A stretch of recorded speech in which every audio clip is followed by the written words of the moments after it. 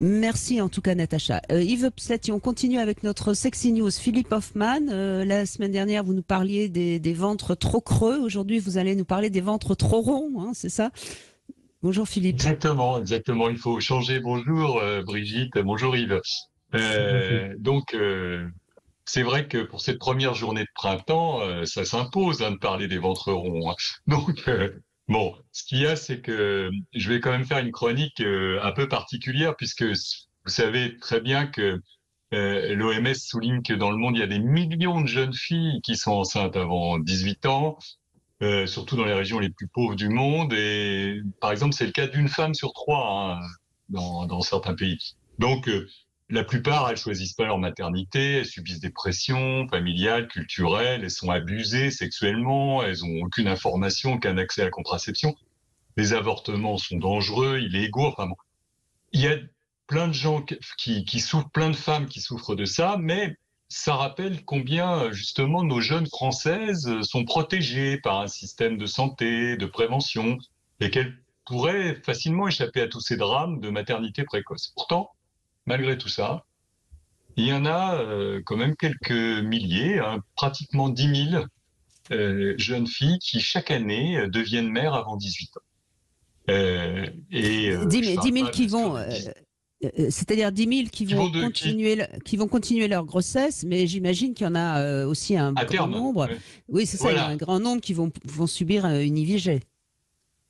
Enfin, Ouais, alors voilà, je parle pas des dizaines de milliers de c'est grossesses non ça. Mm. désirées, interrompues par la pilule Mm. du lendemain ou par l'IVG, hein. Donc là, il y en a beaucoup, hein. Mais là, c'est vraiment celles qui arrivent à terme, hein. Donc c'est un peu particulier. C'est pour ça, bon, je vous parle souvent de choses qui ne touchent pas l'ensemble des adolescents, bien entendu, mais ça peut être intéressant. Donc ces grossesses précoces, elles ont bien sûr un effet dangereux sur le développement de ces jeunes filles, et puis ça leur coupe en fait les ailes de l'adolescence, hein. Et il y a quelques communautés qui sont particulières, comme les gens du voyage, vous savez, les gitans ou des intégristes religieux qui obligent un petit peu les jeunes femmes, les jeunes filles avant 18 ans à se marier, à avoir des enfants, mais c'est très rare aussi. Donc en fait, pour la plupart, c'est pas forcément un accident qu'on voudrait cacher, comme on le fait par exemple avec les dénis de grossesse, mais c'est vraiment une envie de maternité. Et il y a plusieurs raisons à ça. La première, ça date de l'enfance. Les premières identifications à la maman, parce que c'est elle qui a fabriqué, porté, nourri, aimé son enfant.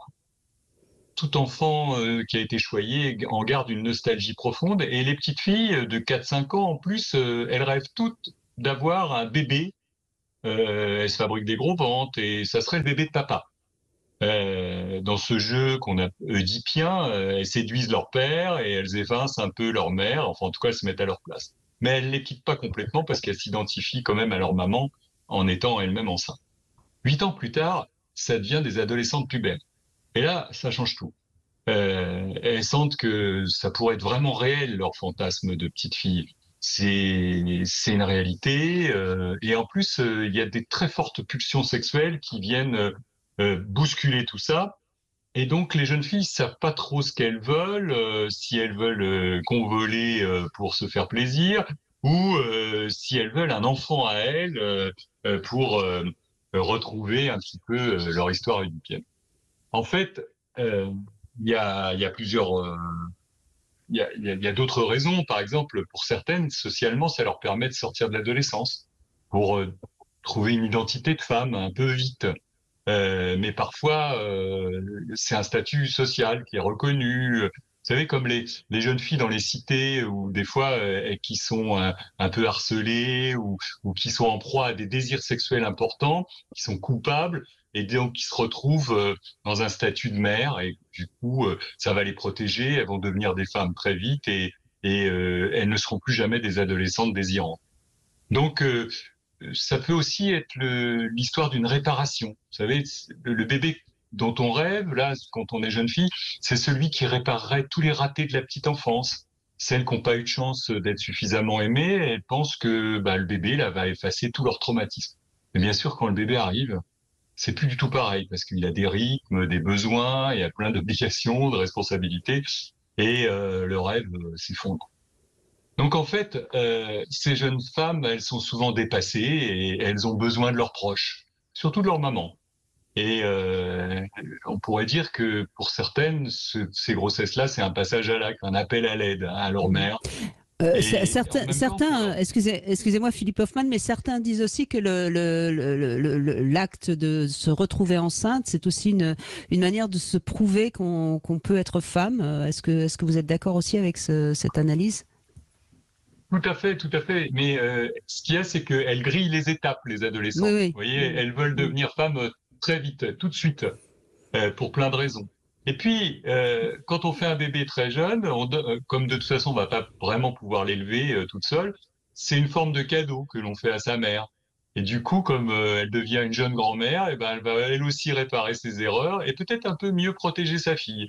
Et vous savez, parce que pendant qu'on est enceinte, on est vulnérable, on a ce qu'on appelle la transparence psychique, hein, où il y a une émotion à fleur de peau. Et donc, euh, il y a certaines jeunes filles qui quand même trouvent là une solution pour donner un sens à leur vie qui est peut-être un peu difficile ou un peu trop vide et angoissante. Et il faut pas les stigmatiser, mais simplement, c'est sûr que le travail de la Mm. prévention et de Mais l'éducation oui, oui. Alors sexuelle est très justement, utile. la prévention en amont, qu'est-ce qu'on peut conseiller aux mères, puisque vous avez parlé des mères? Oui, alors ce qu'on peut conseiller aux mères, c'est de parler avec leur enfant du plaisir d'être une mère, mais aussi d'être une femme. Hein. Et donc c'est ce que vous dites souvent dans toutes vos émissions, c'est que c'est pas parce qu'on est une mère qu'on a supprimé la femme en soi. Mhm. Et si les mères arrivent à transmettre ce message-là à leurs filles, eh bien, ça permet quand même de casser un peu ce genre de fantasme ou de passage à l'acte. Et même si elles en ont une très forte envie, l'envie sexuelle, qui est très puissante aussi à l'adolescente, va balayer tout ça et comme ça, elles vont vivre des émois qui seront de leur âge. Eh bien, il y a du boulot. Merci en tout cas, Yves, Ouais, pardon, Philippe Hoffman. Yves, vous voulez Philippe. réagir? Non, mais ça me parle. Oui, je sais bien qu'il y a pour certaines raisons, donc elles vont aller jusqu'au bout de leur grossesse, mais c'est vrai que la mère doit être là pour pouvoir les aider. Mhm. Je suis tout à fait Oui. d'accord. Et pas les aider et pas simplement les aider après coup. Oui, oui, pas les aider à suivre leur grossesse. Merci beaucoup, Philippe Hoffman. Je rappelle que vous êtes également l'auteur de ce livre, L'impossible séparation entre les jeunes adultes et leurs parents. C'est